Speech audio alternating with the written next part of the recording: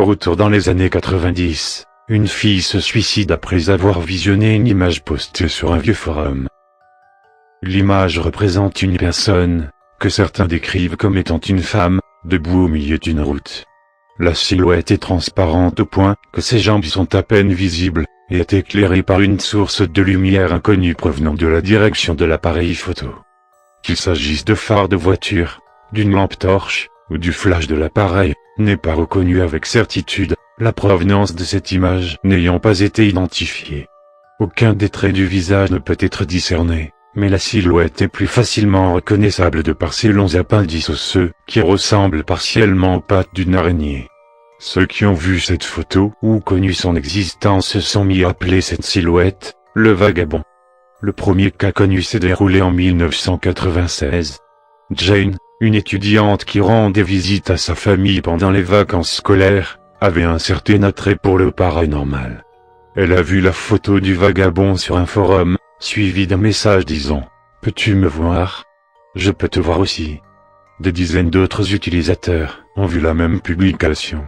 La plupart n'en pensaient pas grand-chose, au mieux, qu'elle était amusante, en quelque sorte.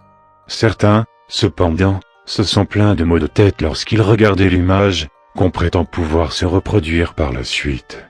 D'après la famille de Jane, celle-ci aurait souffert de cauchemars durant la nuit suivant le visionnage de la photo. Celle-ci prétendait se réveiller et voir le vagabond, dehors, par sa fenêtre. Parfois, il aurait gratté le verre avec ses membres semblables à ceux d'une araignée, même si habituellement, il se serait contenté de rester là et de l'observer.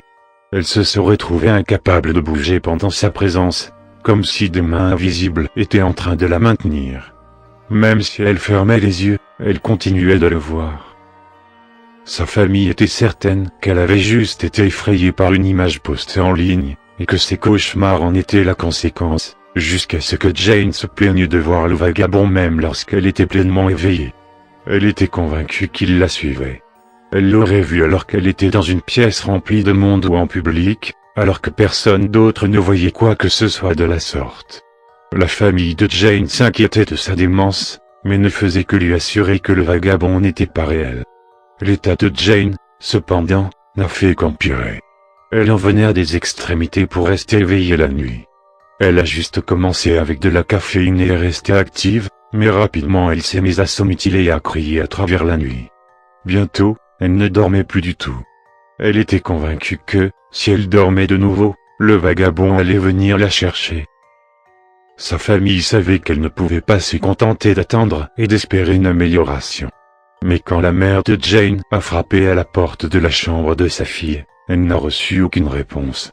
Elle a ouvert la porte avec attention, pour ne pas déranger ou surprendre Jane, mais elle n'entendait toujours rien. Jane n'était pas dans son lit. Elle n'était pas assise devant son ordinateur.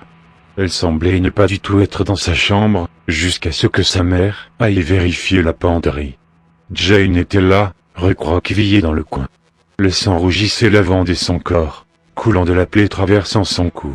Elle serrait une note ensanglantée qui disait « Il ne peut pas m'avoir maintenant ». Le cas de Jane n'était pas isolé. Pendant le reste des années 90, des dizaines d'autres ont disparu ou se sont suicidés après avoir vu l'image du vagabond. Depuis le tournant du siècle, malgré mes meilleurs efforts pour retrouver l'image, elle semble avoir disparu.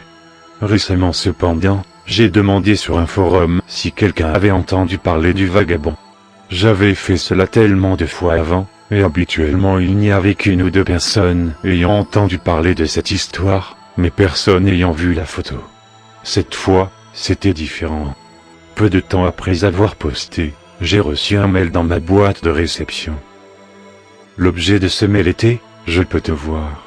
On ne pouvait y lire qu'un simple « Peux-tu me voir ? Je peux te voir aussi ». Il y avait une image en pièce jointe de ce message. Je ne peux pas vérifier s'il s'agit de la vraie image du vagabond ou non, mais je dois vous prévenir que si vous choisissez de l'afficher, vous le ferez sous votre propre responsabilité.